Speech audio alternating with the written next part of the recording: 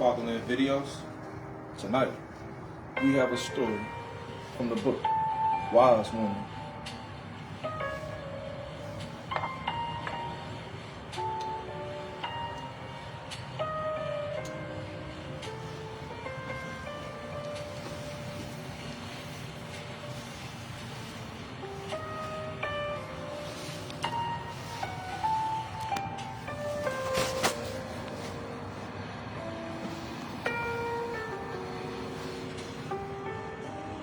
Tonight's book is presented by Sharon Blackie and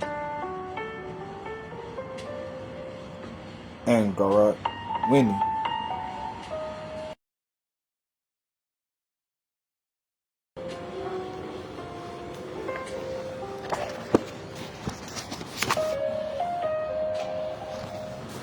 We're here on page 72.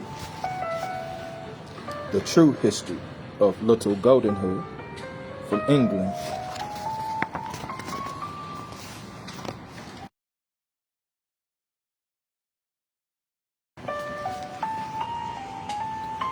I'm quite sure you know the tale of poor Little Red Riding Hood, who was deceived and devoured by the big bad wolf.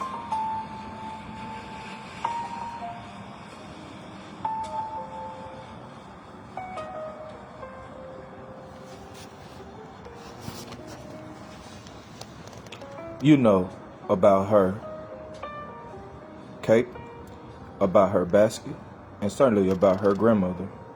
Well, what you might not know is that the true story happened quite differently.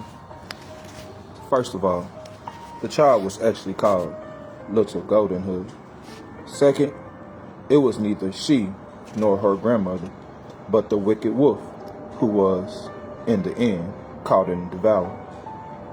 So listen, the true story begins in a way that is similar to the way the other tale began. There was once a little girl, bright and beautiful as a star in its season. Her real name was Blanchette, but more often than not, she was called Little Golden Hood because of a wonderful little cloak with a hood, gold and fire colored.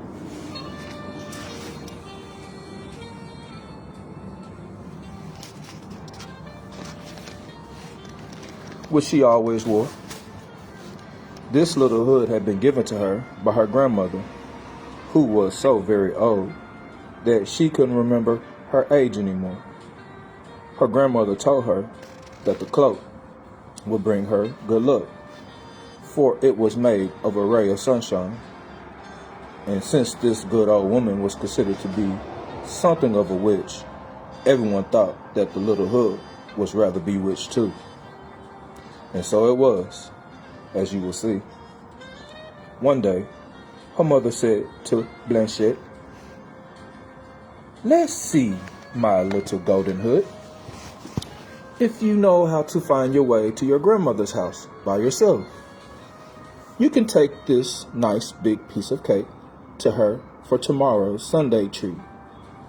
Ask her how she is, and then come back at once. And don't, under any circumstance, stop to chatter with people you do not know. Do you quite understand?" "I quite understand," Blanchette replied happily, and off she went with the cake, rather proud of herself and the importance of her errand. But her grandmother lived at the edge of another village, and a deep, dark forest had to be crossed before she could reach it. She came to the threshold of the forest and passed into the trees, and as she rode, turned sharply to the right, she spotted a movement out of the corner of her eye. "Who goes there?" she cried. "Friend Wolf." The wolf had seen the child set out on her journey alone, and, villain that he was waiting to devour her. But he noticed some woodcutters who might see him doing it, and so he changed his mind.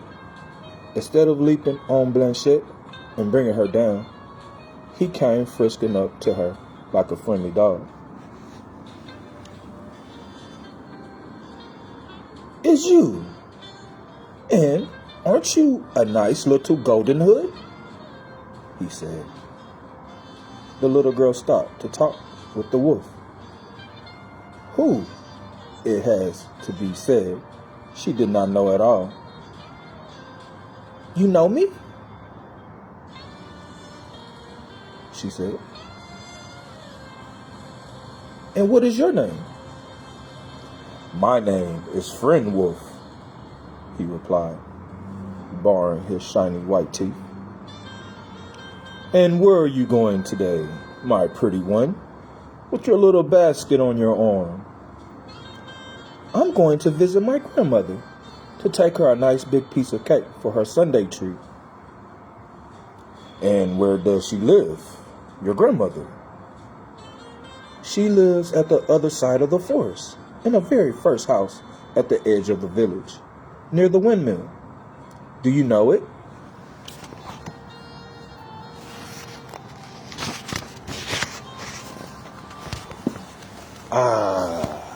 Yes, I know it for sure, said the wolf. Well now, and isn't that a fine coincidence? That's just where I'm going. I shall get there before you do, with your tiny little legs. And I'll tell you you're coming to see her. Then she'll be expecting you. So the wolf cut quickly across the forest, and before 5 minutes had passed, he arrived at the grandmother's house. He knocked at the door. Tap, tap, tap. There was no answer. He knocked louder. Tap, tap, tap. Nobody. Then he stood up on his hind legs, put his forepaws on the latch, and the door swung open. There wasn't a soul in the house. The old woman had risen early to go and sell her herbs in town. She had left in such a rush that she left her bed unmade, and her great white nightcap was lying there on the pillow. Good, said the wolf to himself. Now I know what just to do. So he shut the door, pulled the grandmother's nightcap over his ears, all the way down his great forehead to his eyes, then stretched out in the bed and drew the curtains. In the meantime, little Blanchette traveled quietly on her way, amusing herself here and there, as little girls do.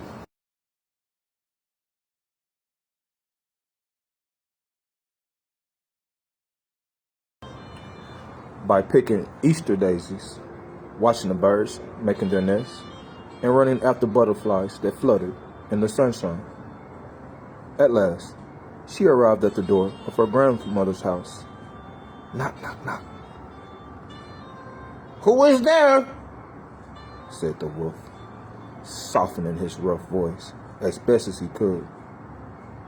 It's me, Granny, your little golden hood. I brought you a nice big piece of cake for your Sunday treat tomorrow.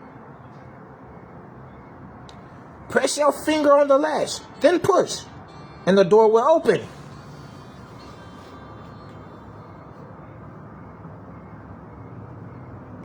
Wow, you've got a cold, Granny, she said as she came into the room. Ahem, the wolf replied, pretending to cough. Well, maybe a little. Shut the door properly now, my little lamb. Put your basket on the table, and then take off your frock and come and lie down beside me. We'll rest for a while together. The good child removed her frock, but kept her underwear and her golden hood on her head. When she saw what a strange figure her granny cut in bed, the poor thing was astonished. Oh, she said, you look so much like Friend Wolf. That's just because of my nightcap, child. the wolf said. And oh, what hairy arms you've got, grandmother. All better to hug you with, my child. And goodness, what a big tongue you've got, grandmother. All the better for talking to you, child.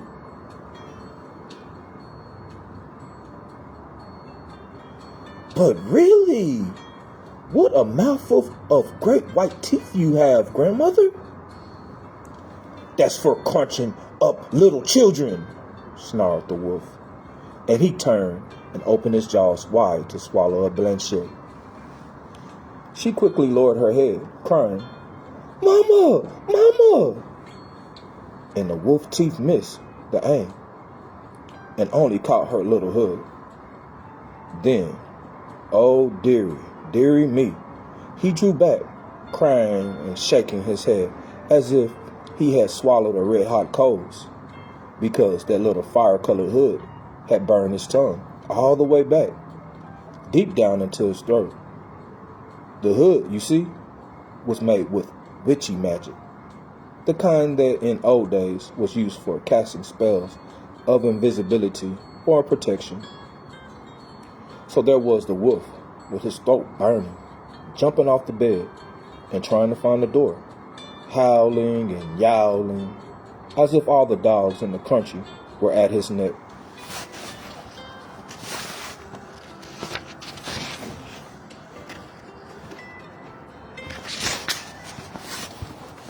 Just at this moment, Blanchette's grandmother arrived, returning home from the town with her long herb sack empty on her shoulder. Ah, you rascal, she cried when she saw the wolf. Now, just you wait there. But the maddened wolf, desperate to find his way to the water to cool his burning mouth and throat, sprang toward the doorway. But the old granny was fast. She quickly opened her sack wide and held it across the opening. And the wolf dashed in, head first. So, he was the one who was caught now, swallowed right up, like a letter in the mouth of a postbox. The brave old woman closed her sack and ran outside to empty it into the well. And the scoundrel of a wolf, still howling, tumbled and was quite drowned. Ah, you devil!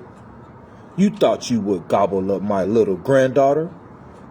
Well, tomorrow I'll make her a muff from your skin, and yourself shall be gobbled up, because we'll give your carcass to the dogs.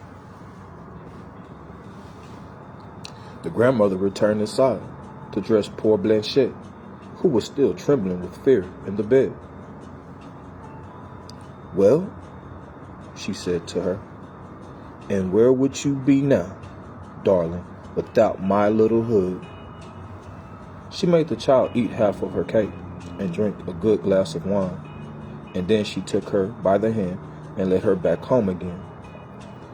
Her mother scolded her when she found out what had happened, but Blanchette promised over and over that she would never again stop to talk to a wolf. And at last, she was forgiven, and Blanchette, the little golden hood, forever afterwards kept her word.